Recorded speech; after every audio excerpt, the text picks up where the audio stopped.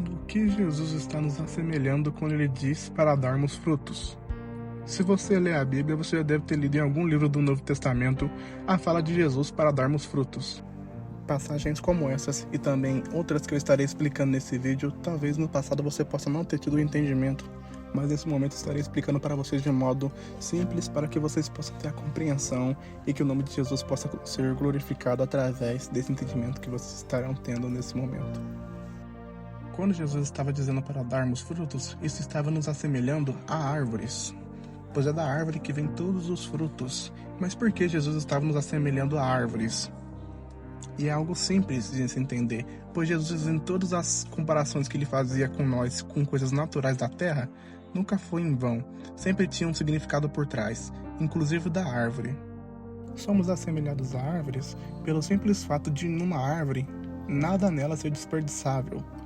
As raízes, o tronco, os galhos, as folhas, a seiva, tudo na árvore é usado e nada nela é desperdiçado. Então, se Jesus nos assemelha à árvore, e na árvore nada é desperdiçado, assim em nós, como seres humanos, nada em nós é desperdiçável também. E o que não é desperdiçável na nossa vida? O tempo que nós gasta não é desperdiçável, ou seja, não é desperdício a gente deixar de fazer as nossas vontades para ter um tempinho com Deus lendo a Bíblia. Não é desperdício a gente deixar de andar com certos tipos de pessoas só para andar com as pessoas que são de Deus. Não é desperdício a gente deixar de usar certos tipos de vestimentas e começar a usar vestimentas que valorizem o nosso corpo e o nosso caráter. Não é desperdício a gente largar certos tipos de bebidas para beber só bebidas que não possam nos levar ao pecado. Não é desperdício a gente guardar a nossa virgindade para perdê-la só com a pessoa escolhida para você se casar. E entre outras as coisas, nada da nossa vida é desperdiçável. Tudo em nós é usável. Ou seja, nada do que a gente deixar de fazer por amor a Cristo é em vão. Como eu expliquei, nada é desperdiçável. Ou seja, fazendo isso irá definir se a gente está sendo verdadeiramente um cristão ou não. Pois não será você indo na igreja que vai definir se você é um cristão.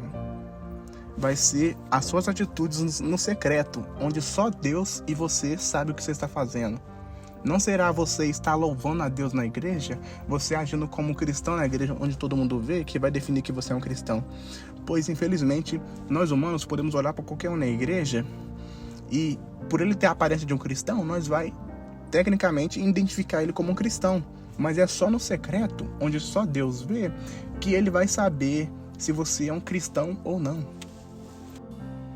É que nem em Mateus 21:18. Jesus teve fome, foi numa figueira que tinha folhas, porque quando uma figueira tem folha significa que ela tem fruto. Ele foi lá pegar fruto dela e não tinha fruto a não ser folha. Ou seja, o que essa figueira tinha para entregar? Nada, a não ser a aparência dela. Agora vamos pegar as folhas da árvore. O que são as folhas da árvore? A aparência dela. Ou seja, quando uma árvore, que nem a figueira, está cheia de folhas, significa que chegou o tempo dela dar frutos. Quando uma figueira tem folhas, significa que chegou o tempo dela dar frutos. Não tem como uma figueira ter frutos e não ter as folhas, dizendo que ela deu frutos. Ou seja, não tem como uma pessoa se dizer cristã querendo entregar só a aparência de um cristão para Deus. Deus não quer só a sua aparência. Porque na Bíblia fala que a fé sem obras é morta. A obra depende da fé e a fé depende da obra. Uma sem a outra de nada vale. Se você se diz cristão, você tem que ter frutos. E frutos significa resultados, você tem que ter resultados bons. Porque se você age como pecador, você vai dar frutos ruins. E se você age como um cristão, você vai dar frutos bons, que é esses frutos que Deus quer. Porque se você se diz cristão, mas só tem a aparência de um cristão, mas não tem obras de um cristão, vai acontecer igual aconteceu na passagem que eu acabei de falar para vocês. De que Jesus teve fome, ele viu uma figueira que tinha a aparência, que dizia que ela tinha fruto, mas chegando lá não tinha nada para dar, a não ser a aparência. E no livro de Lucas, capítulo 13, do versículo 6 ao 7, mais uma vez é relatado sobre a figueira e o fruto. Só que nesse capítulo, Jesus conta uma parábola para se dirigir a ela. E assim dizia: E dizia esta parábola: Um certo homem tinha uma figueira plantada na sua vinha, e foi procurar nela fruto, e não o achou.